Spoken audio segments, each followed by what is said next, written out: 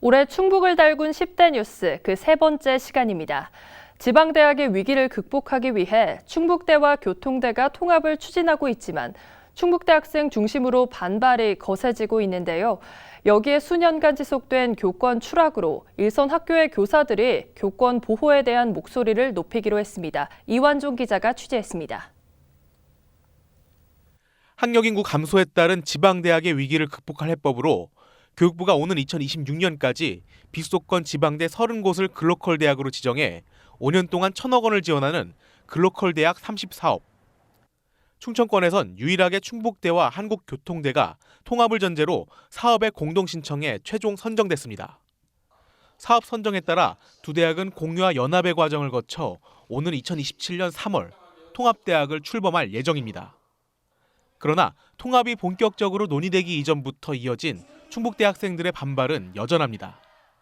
이 같은 기조는 지난 9월에 진행된 통합 찬반 투표에서도 잘 드러났는데 당시 교통대는 학생, 교수, 교직원 모두 통합 찬성의 의견을 모았으나 충북대는 교수와 교직원은 과반이 찬성한 반면 학생 87%가 통합에 반대한 겁니다. 특히 최근 출범한 충북대 총학생회는 교명 유지와 졸업장 구분, 캠퍼스 재배치 금지 등을 학교 측에 요구하는 상황. 학생이 원하지 않은 통합에서 학생이 피해받는 사항은 절대 없습니다. 이 네 가지가 지켜지지 않는다면 그 어느 때보다 강경하게 대응하겠습니다. 서울 한 초등학교 교산 사망 사건으로 전국적으로 교권 추락에 대한 우려와 대책을 요구하는 목소리는 충북에서도 번졌습니다. 최근 5년 동안 도내 일선 학교에서 8,400여 건이 넘는 교권 침해 사례가 접수되는 등 상황은 심각했습니다. 이에 도교육청이 교권 보호를 위한 대책을 내놨습니다.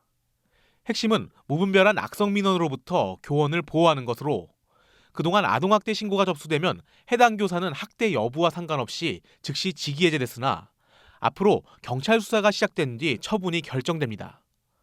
또 수사 결과 혐의가 드러나지 않을 경우 교육감명의 무고 명예훼손 등 고발 조치도 검토할 예정입니다. 여기에 교사들이 시달려왔던 학부모 민원의 창구를 통합하고 자체 해결이 불가능할 경우 교육청이 직접 개입할 방침입니다. 비합리적이고 비상식적인 악성 민원에 대해서는 교육청에서 직접 대응할 방침입니다. 이런 가운데 교육부도 교권보호 종합방안을 내놓았고 국회 역시 교원지휘법 등 이른바 교권보호 4법을 처리하는 등 교권보호를 위한 후속 조치가 이어졌습니다. HCN 뉴스 이완종입니다.